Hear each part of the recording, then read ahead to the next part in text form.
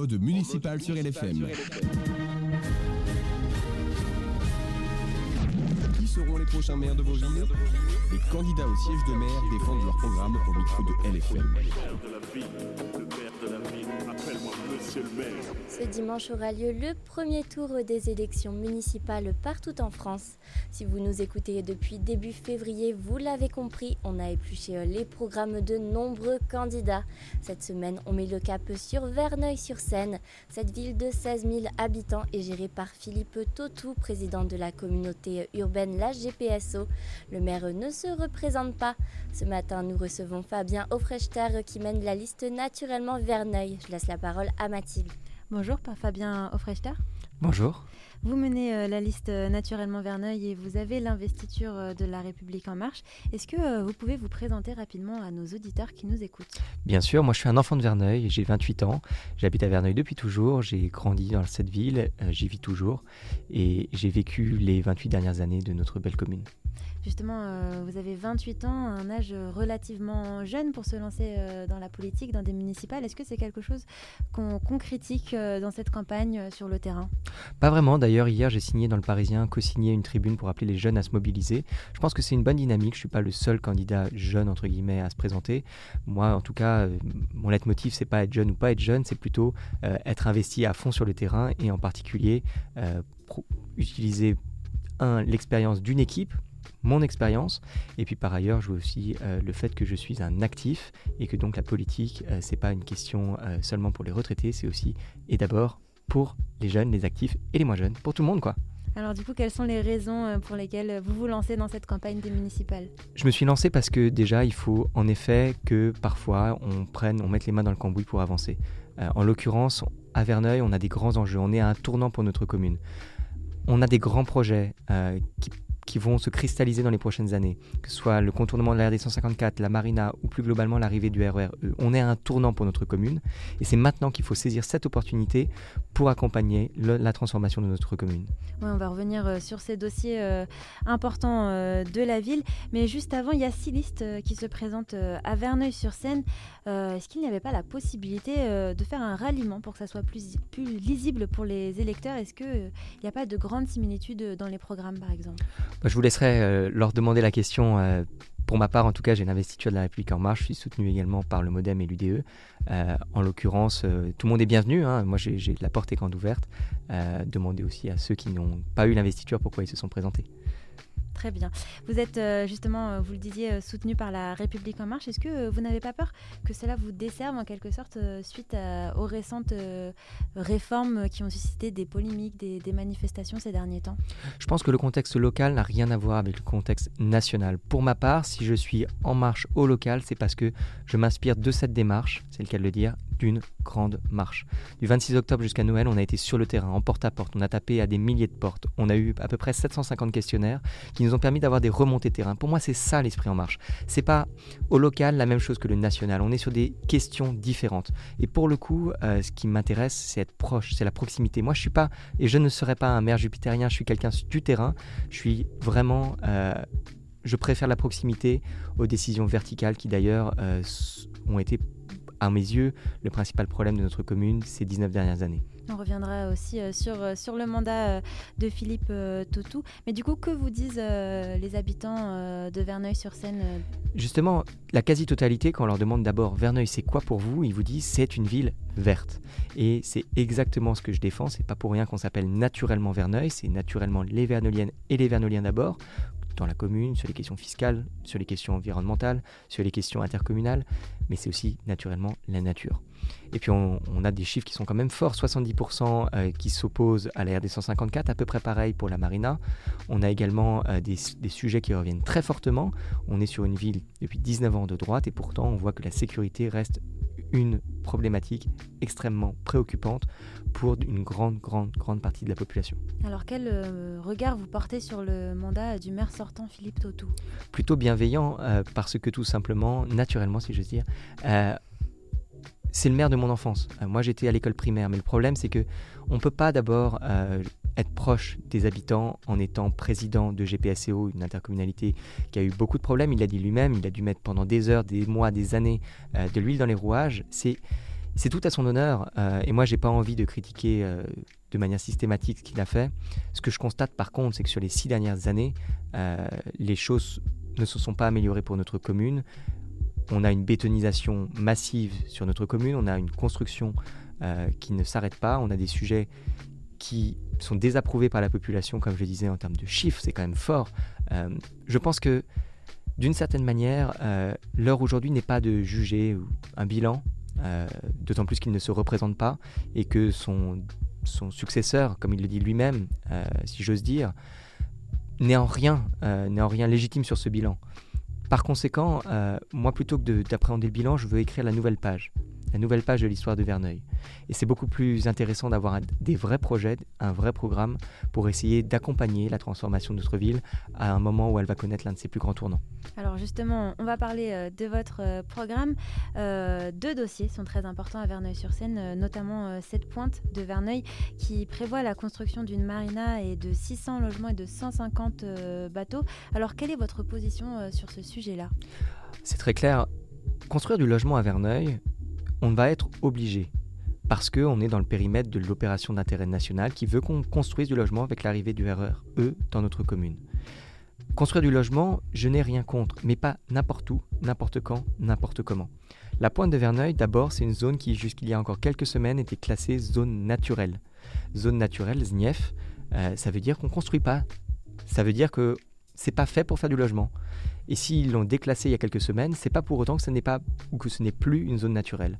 Par conséquent, ma position est très simple. C'est 1/3 de cette pointe de Verneuil est à protéger. Il faut accompagner la valorisation de notre patrimoine naturel. Les 2 autres tiers qui sont sinistrés, pollués par ailleurs, doivent évidemment être transformés. En l'occurrence, ma position, vu que c'est un terrain pollué, alors de la pollution des sols, mais aussi de la pollution sonore, on a l'aérodrome, les 2 lignes de chemin de fer, on a la Seine avec le canal Seine-Nord qui va arriver, on a une station d'épuration, enfin on a la totale, personne ne voudra habiter là. Donc il va bien falloir faire quelque chose de ce terrain sans faire de la construction, surtout qu'on est enclavé, c'est dangereux, c'est une zone inondable en cas de grosse inondation, au-dessus des zones 1901. Tout ça pour dire qu'aujourd'hui, il faut être responsable. Et je pense que plus personne n'a envie de construire du logement sur cet endroit si on est responsable. Même l'État n'a pas envie de ça. Par conséquent, il faut en faire quelque chose, mais pas du logement. Qu'est-ce qu'on peut en faire ? Il faut accepter une transformation, et ma position, qui a été concertée évidemment avec les maires autour de notre commune, c'est plutôt de l'utiliser en espace campus, en pôle d'attractivité économique. Un pôle où on pourra mettre de l'entreprise, un campus universitaire, campus économique, ce qui permettrait par conséquent de ne pas avoir de l'habitat, mais des zones plutôt de travail, protégées, on peut les mettre en hauteur, on peut les valoriser, on peut remblayer au nécessaire. À mon petit niveau, moi je ne suis pas encore élu, à mon petit niveau j'ai déjà plusieurs entreprises, plusieurs campus universitaires qui m'ont déjà dit qu'ils étaient intéressés par la démarche et qu'ils accepteraient de jouer la carte de l'appel d'offres. Pour moi, c'est ça la transparence, c'est que demain on fera un appel d'offres pour proposer la revalorisation de ce terrain par le biais strictement de l'attractivité économique. Et j'en profite pour dire que ce n'est pas pour autant qu'on ne fera pas du tout de logement. Encore une fois, les logements, on va en avoir besoin. Mais si on doit faire du logement, au lieu de mettre 600 logements sur la pointe, ma position, c'est plutôt d'aller les mettre à quelques centaines de mètres de cet endroit, en l'occurrence dans la zone des 3 étangs, derrière la gare Les Clairières. Pourquoi ? Parce que, on aura en termes de mobilité douce beaucoup plus de facilité puisqu'on sera juste derrière la nouvelle gare Éole des Clairières. 2, on ne sera pas dans un espace enclavé mais dans une zone industrielle aujourd'hui sinistrée. Donc on la revitalise, on la revalorise. C'est une occasion pour dépolluer les sols. Certains promoteurs sont même prêts à jouer cette carte. On est dans un moment où on peut proposer une autre vision de la ville, une vision plus verte, à l'image de ce que demandent les Verneuiliennes et les Verneuiliens, une vision plus naturelle, une vision tout simplement plus moderne. Un autre dossier très important pour la ville de Verneuil, c'est le contournement de la route départementale 154. Pareil, que prévoyez-vous de faire si vous êtes élu ? Aujourd'hui, de toute manière, 70% des habitants se sont dit, lors de l'enquête d'opinion qu'on a faite en porte-à-porte, cette grande marche, qu'ils étaient plutôt opposés. Mais quand ils disent qu'ils sont opposés, ils ne disent pas forcément opposés strictement à ce projet. Ils disent qu'ils sont opposés par principe souvent, parce qu'en fait, ils n'y comprennent rien. Ça fait 50 ans, un demi-siècle qu'on parle de ce contournement, et on ne sait toujours pas vraiment où il va passer, on ne sait toujours pas vraiment ce que c'est que ce projet. Il n'y a aucune visibilité, aucune démocratie concernant un projet, pourtant qui nous concerne tous, puisque ça va passer dans notre jardin, si j'ose dire, en tout cas dans notre forêt. Par conséquent, aujourd'hui, il faut être responsable. De toute manière, ce n'est pas la parole d'un maire qui va compter demain sur ce sujet, puisque c'est une route, comme son nom l'indique, départementale d'intérêt national. Donc, il faut être clair aujourd'hui vis-à-vis des habitants de notre commune. Si un maire avait vraiment les mains libres, ça fait longtemps que Philippe Tautou, qui est favorable au projet, aurait poussé ce projet et que la route elle serait déjà là.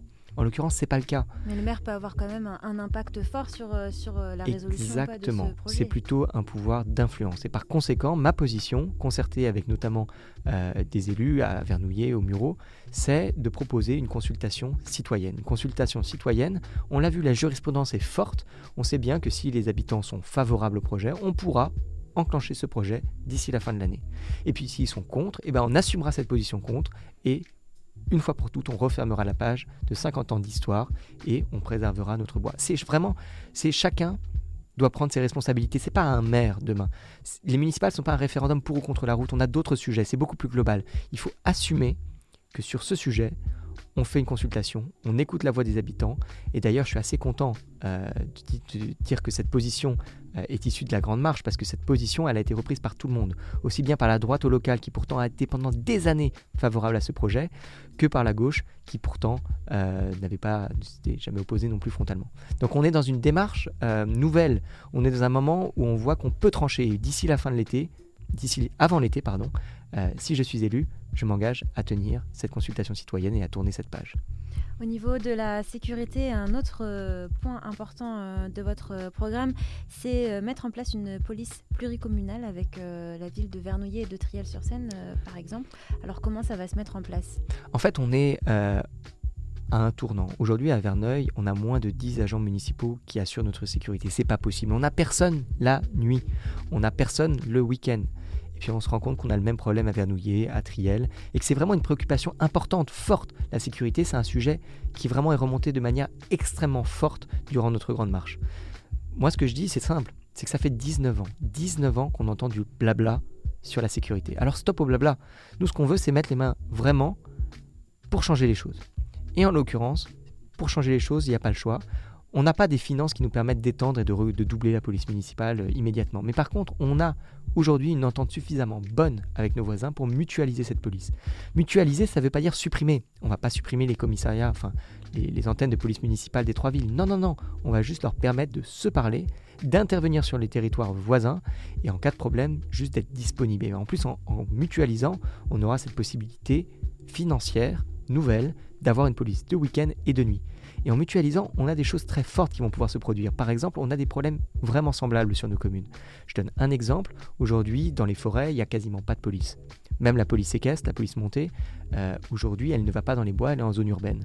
Par conséquent, en mutualisant, on pourra donner des nouvelles orientations à notre police et notamment gérer certains sujets qui vont de la préservation de la nature, avec les dépôts sauvages contre lesquels il faut lutter, et puis d'autres sujets très forts, la sécurité urbaine, la sécurité routière, la sécurité de nos écoles qui devraient être des sanctuaires et qui pourtant à Verneuil font même l'objet d'intrusions.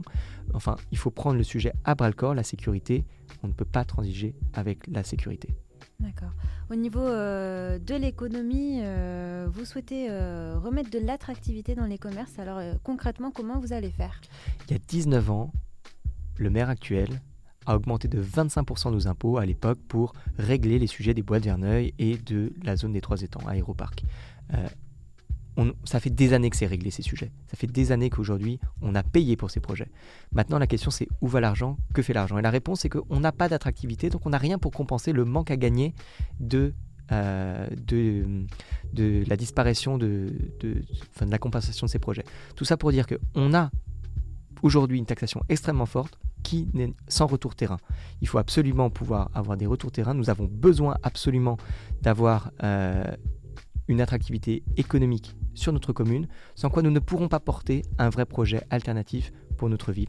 Si on veut pouvoir dire stop au béton, Verneuil n'est pas à vendre. Si on veut dire Verneuil doit rester une ville verte. Si on veut dire Verneuil doit pouvoir apporter à tous les habitants des services publics égaux, alors il faut apporter à Verneuil une solution en matière d'économie qui ne soit plus de la fiscalité.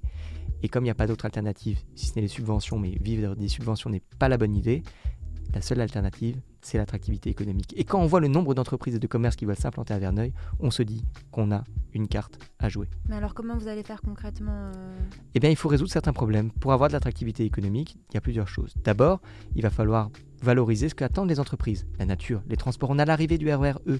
Il y a 20 ans, ça aurait été peut-être plus compliqué. Mais aujourd'hui, le RER E arrive. Il y a Canal+ qui a failli s'implanter à Verneuil, son siège. S'ils ne sont pas implantés, pour en avoir discuté avec eux, c'est juste parce qu'il n'y avait aucune visibilité sur justement l'arrivée du RER. Les choses ont changé, l'appétence est forte. Quand je vois que dans les commerces, il y a maintenant quasiment une quarantaine de dossiers pour pouvoir s'implanter sur notre ville, on a une carte à jouer. La seule chose, c'est qu'on n'a pas les infrastructures, on n'a pas de quoi apporter à notre commune la chance qu'elle a à jouer. L'attractivité, oui, mais pas l'attractivité sans moyens. Et ça, c'est le rôle de la commune. Le mot de la fin, il vous reste un peu moins de 30 secondes à votre disposition. Que souhaitez-vous dire aux électeurs qui nous écoutent ? Moi, déjà, je vais leur dire d'aller voter, quoi qu'il arrive, pour le candidat ou la candidate qu'ils préféreront. Ça me paraît très important de rappeler à chacun que c'est un moment unique pour notre ville. Les 6 prochaines années sont en jeu. Allez voter, c'est quand même la meilleure chose à dire à tout le monde. Merci Fabien Hofrechter, candidat au municipal à Verneuil-sur-Seine et tête de liste de Naturellement Verneuil. Vous serez face à Fabien Lemoine, Vivre Verneuil Autrement, Fabienne Huard, Alternative Citoyenne pour Verneuil, Guillaume Sébillot, Verneuil Renouveau, Olivier Melsens, Agir Ensemble pour Verneuil et Patrice Gégouic, soutenu par le maire sortant Philippe Tautou, Verneuil l'avenir ensemble. Ladies,